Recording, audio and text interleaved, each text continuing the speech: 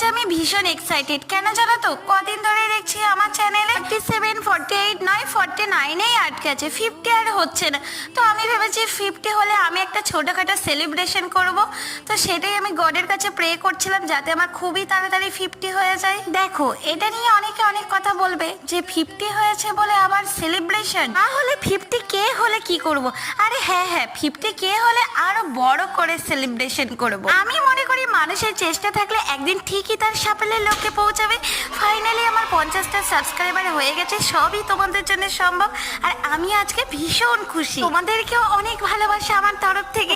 1 মাস আগে আমি যখন চ্যানেলটা খুলি তখন আমার 0 সাবস্ক্রাইবার ছিল, আর আজকে 50টা সাবস্ক্রাইবার।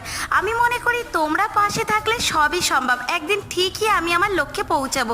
তো দেখো, এখানে যেহেতু ছোট ধামাকা, সেই জন্য একটা ছোট্ট কেক নিয়ে চলে এসেছি, আর আমি সেই কেকটা কাটিংও করে নিয়েছি। অনেক খুশি, তাল চলতে